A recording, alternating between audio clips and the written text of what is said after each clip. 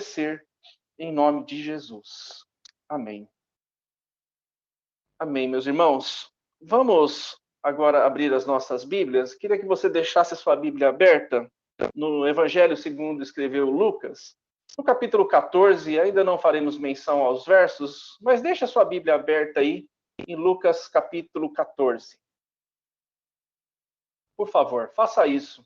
É importante que você abra a Bíblia para aquilo que nós vamos conversar esta noite.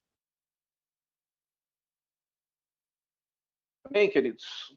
Bom, meus irmãos, nós sabemos, e pelo menos a maioria de nós, participou do seminário que o reverendo João Petrecelli, né, trouxe para nós.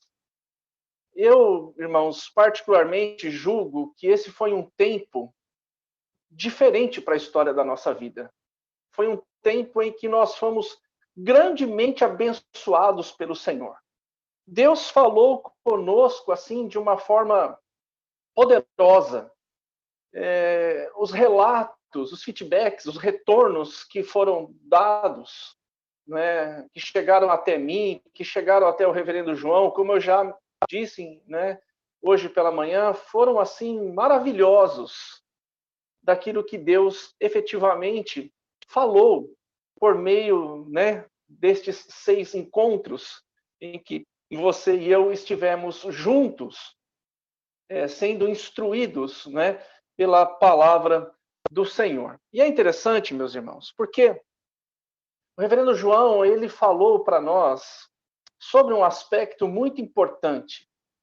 Ele falou e ele desconstruiu a ideia de sermos crentes, e sim nos tornarmos discípulos.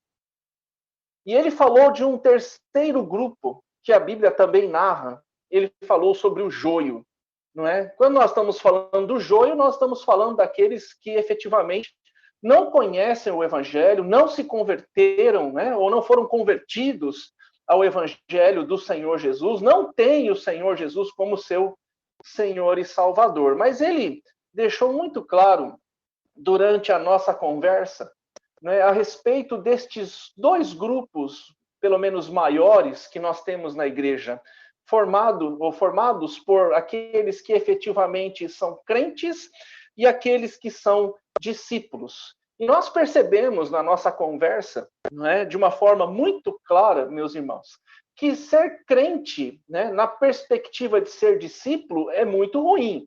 Se nós formos continuar sendo apenas crentes, nós estamos, na realidade, desobedecendo ao nosso Deus. O fato, meus irmãos, é que esta verdade que foi ressaltada nestes dias, ela nos incomodou muito. Por quê? Porque a maioria de nós vive como crente. É isso que está acontecendo. A maioria de nós vive como crente e não como discípulo do Senhor Jesus. Quando falo crente, é aquele que só frequenta a igreja, que não tem compromissos sérios com o Senhor Jesus, tendo-o como seu mestre. E, obviamente, então, nos tornamos seus discípulos. Crente é aquele que só tem compromisso com a religião, na maioria das vezes, que não está preocupado em crescer no conhecimento e na graça, que está estagnado, que não avança.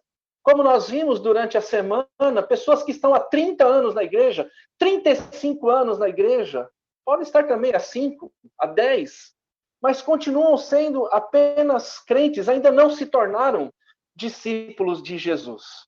E é interessante, porque você vai observar aqui no capítulo 14 do Evangelho, segundo escreveu Lucas, eu vou ser muito rápido, viu? Mas eu vou tratar com você essa noite o porquê isso acontece. Por que efetivamente a gente se torna crente e não discípulo de Jesus? Porque os anos foram passando e efetivamente nós deixamos de ser discípulos, aquele primeiro amor foi embora e nós passamos a ser frequentadores de igreja. E o evangelho que Lucas escreve relata isso. Eu queria que você olhasse os versos 34 e 35, não é neles que nós vamos pregar, mas eu queria que você olhasse só para esta verdade que está sendo tratada aí. Os versos 34 e 35, eles falam sobre, o título em negrito é os discípulos. Veja, o nosso assunto é ser discípulo. Os discípulos, o sal da terra. É isso que tem o título em negrito. O texto diz, o sal é certamente bom. Caso, porém, se torne insípido, como restaurar-lhe o sabor? Nem presta para a terra, nem mesmo para o monturo. Lançam-no fora. Quem tem ouvidos para ouvir, ouça. Nós sabemos, meus irmãos, que nós somos chamados para ser este sal. E o texto diz que o sal é certamente bom, ou seja, a obra que nos alcançou para que nos tornemos este sal como discípulos, o sal que tem a propriedade de preservar, de dar sabor, de fazer a diferença. Não é? Esta obra que nos alcançou, ela nos capacitou efetivamente para sermos este tipo de discípulo, que é sal, como está descrito no Evangelho de Mateus. Nós somos o sal da terra e a luz do mundo. Mas aqui, especificamente, é interessante porque o texto diz que o sal é certamente bom. Mas, porém, se ele vier a se tornar insípido, sem sabor, sem utilidade, como nós podemos restaurá-lo? Ele não serve para mais nada, porque ele perdeu a propriedade fundamental para a qual ele foi criado. E é interessante perceber que o sal que é tratado aqui é um sal que é tirado das regiões do Mar Morto, dos lagos, dos pântanos. E eu estava estudando, este sal estraga muito facilmente se ele não for bem cuidado, se ele não for preservado. É verdade que ele tem a função de preservar, mas a forma como ele é extraído, né, ele precisa de cuidados específicos para que ele mantenha as suas propriedades.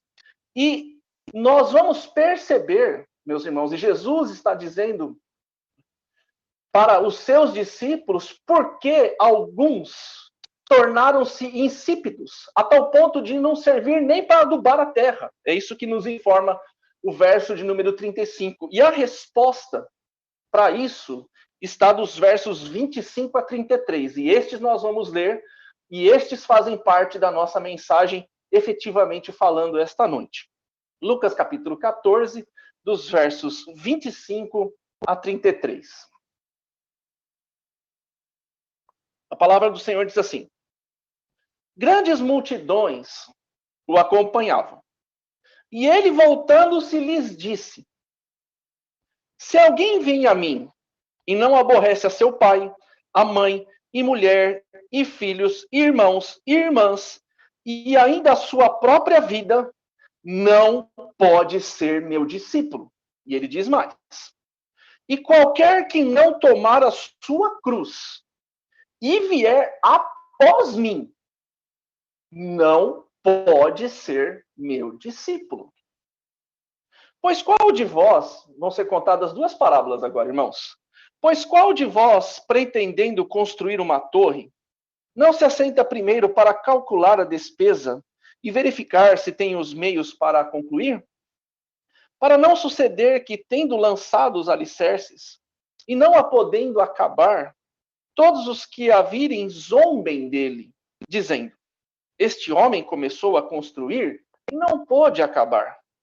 Verso 31. Ou qual é o rei que, indo para combater outro rei, não se assenta primeiro para calcular se com 10.000 homens poderá enfrentar o que vem contra ele com 20.000?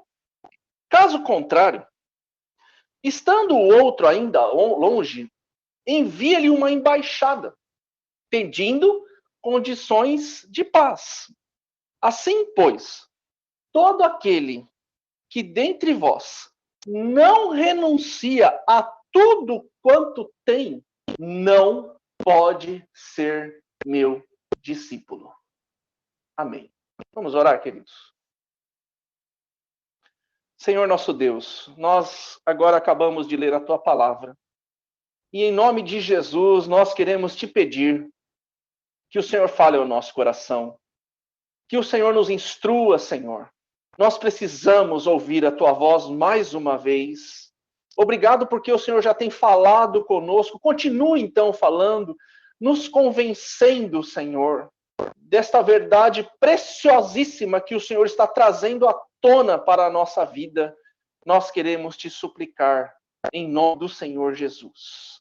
Amém. Irmãos, o verso de número 25, nós vamos responder a esta questão, porque muitos tornam-se crentes na sua jornada cristã e deixam de ser discípulos. Essa vai ser a nossa intenção aqui esta noite. Jesus estava, andando e grandes multidões o acompanhavam, diz o verso 25. Jesus estava pela região da Pérea, ele estava indo rumo a Jerusalém, como nós bem sabemos, para enfrentar o seu destino final, que era a cruz do Calvário. E o ministério de Jesus é marcado, é acompanhado pelas multidões. Exceção aos últimos momentos, quando ele é preso e aí os seus discípulos se dispersam. Aquelas multidões vão embora. Mas, via de regra, você vai lendo a vida do Senhor Jesus, o seu ministério público, você vai sempre encontrar multidões o seguindo. E você deve se lembrar que lá no Evangelho de João, inclusive, ele faz uma denúncia em relação a isso. Porque muitos mesmo, estavam atrás dele pelos motivos errados, pelos motivos equivocados. Não efetivamente por aquilo que ele é, mas sim por aquilo que ele fazia, pelos milagres, pelas curas, pela provisão alimentícia e assim por diante. E agora, meus amados e queridos irmãos, o Senhor Jesus está com esta multidão indo para Jerusalém e ele se volta para aquela multidão e começa a proferir um discurso direto, sem fazer curva. Não é? É interessante porque Jesus não tinha esse negócio de construir atalhos para comunicar uma verdade. O que ele tinha que dizer, ele dizia diretamente, dizia com amor, mas dizia efetivamente, não é? Para que efetivamente ele fosse conhecido, a sua vontade, e aqueles que fossem continuar seguindo, o seguissem, não é? Com consciência. Seguissem ao Senhor Jesus, efetivamente, como discípulos. Então ele se volta para aquela multidão e ele começa a dizer no verso de número 26. Se alguém vem a mim e não aborrece a seu pai, a sua mãe, e mulher, e filhos, e irmãos, e irmãs, e ainda a sua própria vida, não pode ser meu discípulo. O que Jesus está dizendo para aquela multidão, meus irmãos? Ele está dizendo que porque Jesus conhecia o coração. Ele sabia que muitas daquelas pessoas estavam ali pelas motivações equivocadas, erradas. Então ele vai se virar e vai dizer para elas, se vocês querem me seguir, se vocês querem efetivamente serem meus discípulos, vocês têm que amar menos os seus pais, as suas mães, as suas mulheres, os seus filhos, os seus irmãos e as suas irmãs e a sua própria vida do que a mim. Ou seja, Jesus está dizendo, vocês precisam amar ou me amar acima de todas as coisas. Em outras traduções e nos textos paralelos, a palavra que é utilizada é odiar. Mas é claro que o Senhor Jesus nunca mandaria nenhum de nós odiar alguém. É claro que não. A ideia que está por trás disso é que nós devemos amar menos.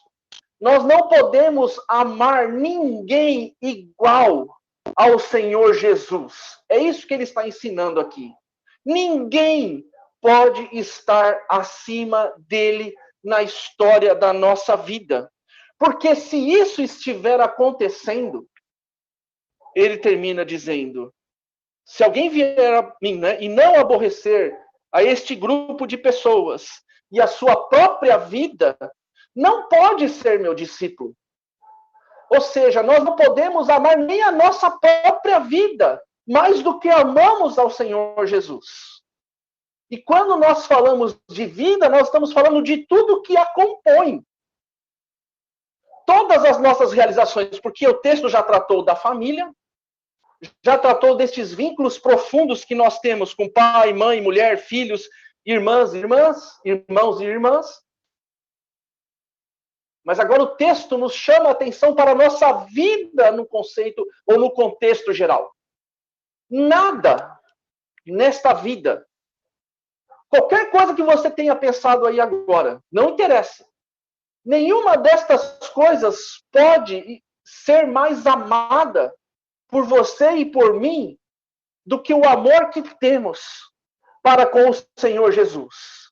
Se qualquer uma destas questões que o Senhor Jesus levantou aqui for, não é, motivo de maior amor da nossa parte do que o amor que devemos ter para com Ele, o texto diz, não sou eu, é o texto que está dizendo, que nós não podemos ser discípulos de Jesus. O verso 27 diz assim, e qualquer que não tomar a sua cruz e vier após mim, não pode ser meu discípulo.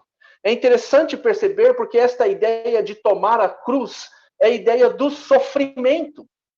É a ideia de que nós, meus amados e queridos irmãos, quando nós nos convertemos ao Evangelho, nós já tratamos disso num outro momento, usando o texto de Mateus. A ideia de tomar a cruz é que o Evangelho que nós pregamos e o Evangelho que nós recebemos é o Evangelho da cruz. É o Evangelho que envolveu morte. É o Evangelho que envolveu sacrifício. O sacrifício da segunda pessoa da Trindade. É o Evangelho que exige renúncia. É o Evangelho que fala de sofrimento. É o Evangelho que fala de perseguição. Quando nós estamos falando de tomar, quando o Senhor Jesus está dizendo para os seus discípulos, vocês querem vir após mim? Vocês precisam então tomar a sua cruz. Este evangelho que eu estou ensinando para vocês é o evangelho de renúncia, é o evangelho de sofrimento, que é verdade, lá na frente ele vai terminar em glória, em exaltação, em redenção. Mas agora vocês precisam entender que enquanto nós estamos passando por essa vida, nós precisamos tomar esta cruz e seguir o Senhor Jesus e não desanimarmos. Infelizmente, meus irmãos, o evangelho que tem sido pregado por aí, e pior ainda, às vezes em púlpitos presbiterianos, é o evangelho água com açúcar. Um evangelho dessa teologia coaching, que não fala de renúncia, que não fala de sofrimento, que não fala de abnegação. E o evangelho que chegou até nós não é esse. A prova, meus amados irmãos, é que você vai estudando a história da igreja e todos aqueles, como nos informa o texto, que seguiram a Jesus, sofreram, foram perseguidos, alguns foram cerrados ao meio, alguns perderam seus bens, alguns perderam suas famílias. Se nós queremos efetivamente ser discípulos de Jesus, ir após Ele, como nos diz o texto sagrado, nós precisamos tomar esta cruz. O texto é muito claro. E ir depois dele, nunca adiante dele. A ideia de sermos discípulos é que o Senhor Jesus é quem vai ditando as leis, as regras, as normativas. É Ele quem faz a nossa agenda. Não somos mais nós. Nós vimos hoje pela manhã. Nós que fomos alcançados pela graça do Evangelho, agora todas as coisas ficaram para trás, tudo se fez novo. Agora a nossa agenda é outra. Mudou. Ela não continua mais sendo a mesma. Porque agora nós vamos seguindo, como discípulos, o nosso mestre. Nós, então, tomamos a nossa cruz. Os desdobramentos da obra da redenção que nos alcançou são estes nesta vida. E você já sabe do que eu estou falando. Às vezes nós vamos virar motivo de chacota. Às vezes nós não vamos nos dar tão bem neste tempo. Às vezes vamos ser tidos como tolos, como bobos. Às vezes vamos deixar de lucrar. Às vezes vamos até perder. Por causa do Evangelho. Perder, quando eu digo, perder coisas deste tempo. Tomar a cruz é isso.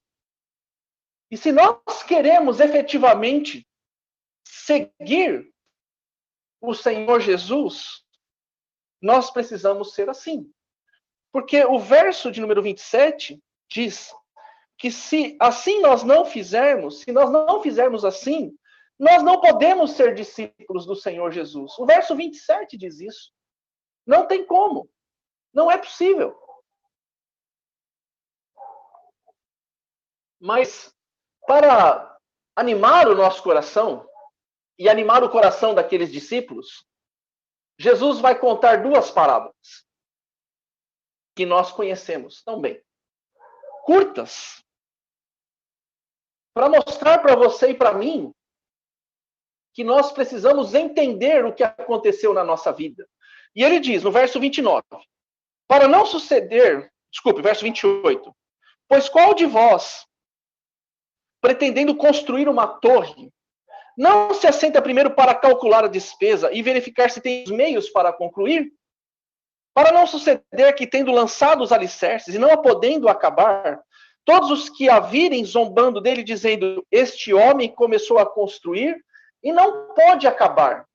O que Jesus está dizendo é o seguinte, olha, vocês que estão me seguindo, vocês precisam entender que a forma como vocês vão viver é uma forma diferente. Não dá mais para viver do outro jeito. Não dá mais para viver da forma passada. Então vocês precisam parar e pensar. Vocês precisam calcular efetivamente onde vocês estão. Quando a obra os alcançou, porque é assim, meus irmãos, nós somos alcançados pela graça, nós fomos transportados para o reino do Senhor Jesus, fomos regenerados, não é? A palavra foi comunicada, nascemos de novo, nos convertemos, e aí começa este processo de transformação na nossa vida. E nós precisamos entender que este processo custa. Custa estas renúncias que nós estamos trazendo aqui para os irmãos esta noite. Por isso o texto, Jesus está dizendo na parábola, olha, vocês precisam efetivamente saber aonde vocês estão se metendo, aonde vocês estão entrando, quem vocês estão seguindo, para que vocês não sejam pegos de calças curtas lá na frente, não. Para não chegar lá na frente e, de repente, não é você olhar para trás e sentir algum tipo de arrependimento, algum tipo de remorso, não. Jesus está propondo a parábola para informar-lhes, não é, que eles devem conhecer efetivamente o que é ser discípulo do Senhor Jesus. A outra parábola que ele diz é, ou qual é o rei que, indo para combater outro rei, não se assenta primeiro para calcular se com 10.000 homens poderá enfrentar o que vem contra ele com 20.000. Caso contrário, estando o outro ainda longe, envia-lhe uma embaixada pedindo condição de paz.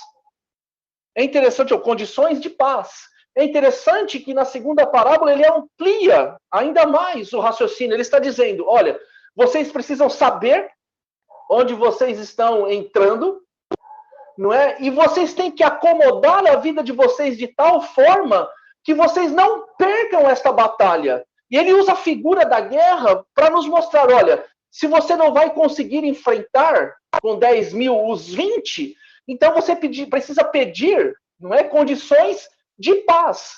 Mas em nenhum momento nas parábolas, Jesus está dizendo para aqueles homens e para aquelas mulheres desistirem. Não, pelo contrário. Ele está dizendo para eles, por meio destas parábolas, olha, vocês precisam saber. E para saber, vocês precisam me conhecer. E me conhecendo, vamos em frente. Continuem me seguindo. O que Jesus está ensinando é que nós não podemos segui-lo cegamente. Que nós precisamos entender qual é o preço que nós temos que pagar para sermos discípulos do Senhor Jesus. Em nenhum momento, Jesus está dizendo para estes homens e para essas mulheres, vão embora daqui. Eu não os quero. Não. Porque ele diz no verso 34 que nós lemos, o sal é certamente bom. O que nós precisamos fazer é cuidar destas propriedades, como sal da terra, que você e eu somos. Jesus está instruindo preventivamente, ensinando os seus discípulos que segui-lo não era só ir atrás dele, ficar assistindo o milagre, esperando a provisão, como muitos fazem até hoje. Como muitas construções religiosas fazem até hoje. Porque o evangelho não é isso. Ou não é somente isso. O evangelho passa pela renúncia. O evangelho passa pelo amor incondicional ao nosso Deus. E no caso aqui, ao Senhor Jesus. Mas em nenhum momento você pode interpretar estas parábolas na perspectiva de que você deve pular fora do barco. De jeito nenhum.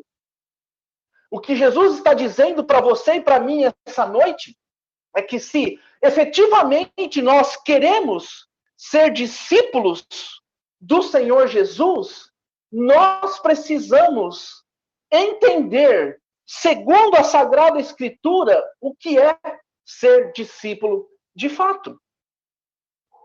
O verso 33, ele termina dizendo, meus irmãos, assim pois, todo aquele que dentre vós não renuncia a tudo quanto tem, não pode ser meu discípulo.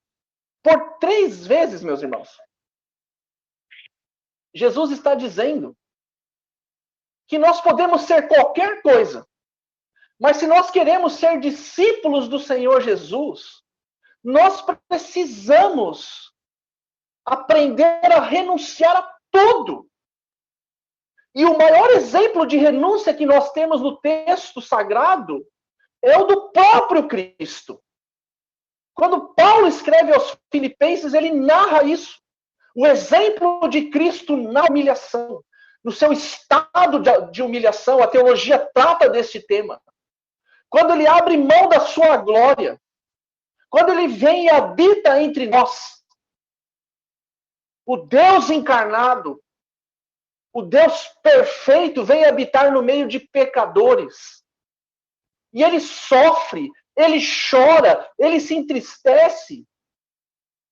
Tudo para nos ensinar efetivamente como nós deveremos, ou deveríamos, né, ser como discípulos dele. Ele dá o exemplo. Ele se humilhou o tempo todo. E se humilhou até a morte de cruz. Ou seja, meus irmãos, se nós queremos ser discípulos do Senhor Jesus, nós precisamos aprender a renunciar, a abrir mão. E é assim que o texto trata. Ah, pastor, isso é difícil demais. Ninguém disse que ia ser fácil. Mas nós vamos conseguir vencer porque aquele que habita em nós é maior do que nós mesmos. O Espírito Santo de Deus, que habita no seu e no meu coração, é aquele que nos convence destas verdades e efetivamente vai aplicar essa renúncia na sua e na minha vida. A gente fica vendo, meus irmãos, e a gente percebe, né, por exemplo, comportamentos como do reverendo João, outros tantos homens de Deus, né, que abandonam, né, o seu país, vão embora, passam por dificuldades, por lutas, por perseguições. E às vezes a gente não entende o que é isso. Isso é renúncia. Nós poderíamos citar homens da Escritura, homens cujos quais nós não somos dignos de atar as sandálias dos pés, que andaram entre nós, que foram abnegados, que renunciaram, que abriram mão. É só você ver a história, a biografia do apóstolo Paulo, ela é surpreendente nesse aspecto. O próprio exemplo, meus irmãos, então, do Senhor Jesus nos fala muito claramente que ser discípulo do Senhor Jesus é amá-lo acima de todas as coisas. É não colocar nada nesta vida acima do amor que nós devemos devotar a Ele. Ninguém pode ser objeto maior do nosso amor, senão o Senhor Jesus. O Evangelho também, se nós queremos ser discípulos, nos ensina que nós devemos tomar a nossa cruz. Entender que a vida de discípulo é uma vida que envolve renúncia, que envolve sacrifício, abnegação, que nós vamos ter que trabalhar na obra do Senhor. E o texto nos contou estas duas parábolas para nos dizer, olha, eu estou informando para vocês. Se vocês querem ser meus discípulos, isso precisa ser conhecido. E vocês, ao conhecerem isso, agora estão preparados para efetivamente serem meus discípulos. Mas vocês só serão se assim se comportarem. O problema, meus queridos, e aí é que está a resposta para a nossa questão inicial. O problema é que muitos começaram bem. Muitos iniciaram a sua carreira cristã de forma maravilhosa. Quantos de nós pregando o evangelho, felizes, servindo, sofrendo as perseguições, mas os anos foram passando e nós nos acomodamos. E nós deixamos de ser discípulos do Senhor Jesus e passamos a ser crentes. Passamos a ser frequentadores de igreja. Nós passamos a não amar o Senhor acima de todas as coisas. Nós não mais quisermos carregar a nossa cruz porque nós a julgamos pesada demais. Isso tudo atrelado à falta da busca pelo conhecimento, do fortalecimento espiritual. Por isso as parábolas, para dizer para você e para mim, nos prepararmos para continuarmos sendo discípulos. Não é uma opção. Ou você é discípulo de Jesus, ou é. Não dá para não ser. É isso que Jesus está dizendo aqui. Quando no verso 34 ele diz, o sal é certamente bom. Ele está dizendo que todos aqueles que receberam a Jesus como seu Senhor e Salvador não podem viver de uma outra forma. Tem que efetivamente aprender a renunciar, a viver para Ele, a ser abnegado. E o que a gente precisa responder essa noite, meus irmãos, é o que a gente vai fazer? Mais uma vez, nós ouvimos isto os 6 dias, ouvimos hoje pela escola dominical, né, pela manhã, e agora estamos ouvindo à noite. Quem nós seremos nesta relação com o nosso Deus? Porque deixa eu te contar uma coisa. Ser discípulo de Jesus, você e eu vimos aí que tem um preço alto para ser pago. Mas ele é totalmente possível. A história mostra isso. É totalmente possível. Deus jamais nos chamaria para algo que nós não conseguiríamos realizar. Agora, ser crente, nessa perspectiva pejorativa do termo, é o pior lugar para a gente estar. É o lugar da insatisfação, é o lugar da falta de realização. E eu poderia citar tantos outros exemplos, mas eu não quero ser mal interpretado. O fato que ser discípulo de Jesus é o melhor lugar para você e eu estarmos seguindo o nosso Mestre. Por isso, o desafio dessa noite, meus amados e queridos irmãos, de uma vez por todas, é entendermos que se nós queremos ser discípulos do Senhor Jesus, nós precisamos seguir as orientações que Ele mesmo descreveu na sua palavra. Não tem outro caminho. E aí sim nós vamos fazer a diferença. E aí sim nós vamos ser usados poderosamente por Deus. Aí sim nós vamos pegar aqueles livros que o reverendo João disponibilizou para nós, aí sim nós vamos ser uma bênção na vida das pessoas. Aí sim nós vamos ser usados para a transformação de vidas, começando pela nossa própria casa, alcançando as pessoas à nossa volta, e assim por diante.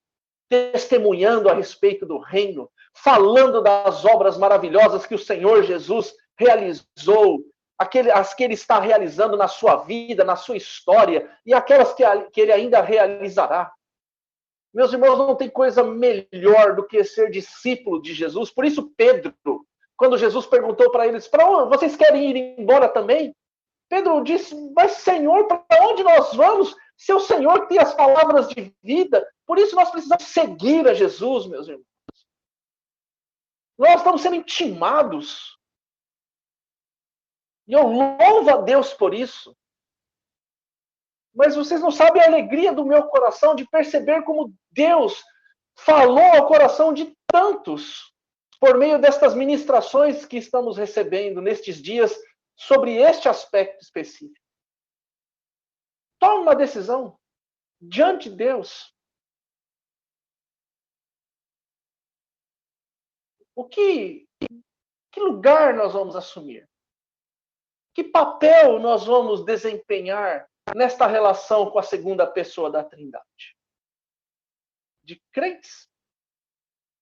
Ou de discípulos do Senhor Jesus? Aqueles que vão atrás dele, aqueles que o seguem. É isso que você e eu precisamos responder essa noite. E não se engane. Você, se tomar, e eu espero em Deus, que você tome a decisão, de uma vez por todas, de ser discípulo de Jesus. E ao tomá-la, você vai experimentar a verdadeira alegria que vem dos céus. Você vai ser invadido por uma alegria tão grande, por uma satisfação tão grande, mesmo em meio aos sofrimentos, mesmo em meio aos desencontros, mas você vai estar andando no centro da vontade de Deus. E isso vai fazer toda a diferença na sua história. Para a glória de Deus, meu irmão, e para o nosso bem. Que Deus aplique a sua palavra. Que você e eu sejamos encontrados como discípulos do Senhor Jesus. Nós vamos